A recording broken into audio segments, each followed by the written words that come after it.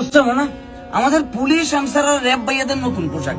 এখানে পুলিশ কেমন হইতেছে আনসার, আনসার কেমন হইতেছে র্যাব, আর র্যাব কেমন হইতেছে পুলিশ। এটা আমার ব্যক্তিগত অপিনিয়ন আর কি ভাইয়া। এখানে র্যাবের যে পোশাকটা দেখানো হয়েছে, র্যাব ভাইয়ারে মানুষ ডরানোর বদলে উল্টা মামা বলে ডাক দিবে, মামা এ মামা সরেন তো, এ মামা এদিকে যান তো, এ মামা এদিকে আসেন তো, এ মামা আসেন একটু চা খাই। এবং সরি টু সে বিভিন্ন মার্কেটে শপিং মলে বিভিন্ন সিকিউরিটি গার্ড আছে না, তাদের পোশাকের একটা বিশাল একটা মিল পাইতেছি আমি। যে কথা সেটা না, পোশাক পরিবর্তন করলে যদি তাদের শরীরের অ্যাক্টিভিটির পরিবর্তন হয়ে যায়, আমি বারবার পোশাক পরিবর্তন করতে রাজি আছি। কিন্তু পোশাক পরিবর্তন করিবার পরও যদি কি যেই লাউ সেই কদু থাকে, তাইলে সেখানে আমার ঘোর আপত্তি আছে।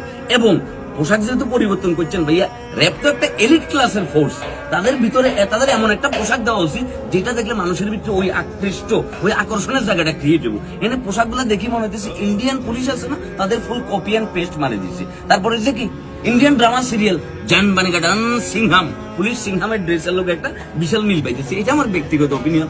যেটা আপনার অপিনিয়ন আপনি কমেন্ট সেকশনে দিতে পারেন, আমার কোনো আপত্তি নেই। কিন্তু আমি এটা দেখি খুবই আশাহত হইলাম আর কি। আর একটা কথা, সংস্কারের নাম করে এখন চলতেছে কোটার খেলা। 43 ভাই একজন আমার নগরে যে ভর্তি হয়ে গেছিল মেডিকেলে, 73 ভাই রোডে রোডে ঘুরতেছে। আমরা কি এমন সংস্কার চাইছিলাম? এমন সংস্কার তো আমরা চাইনো ভাইয়া। এগুলা ঠিক করো, চেঞ্জ করো এগুলা। আর এই পোশাক দেখি ভালো লাগে না ভাইয়া।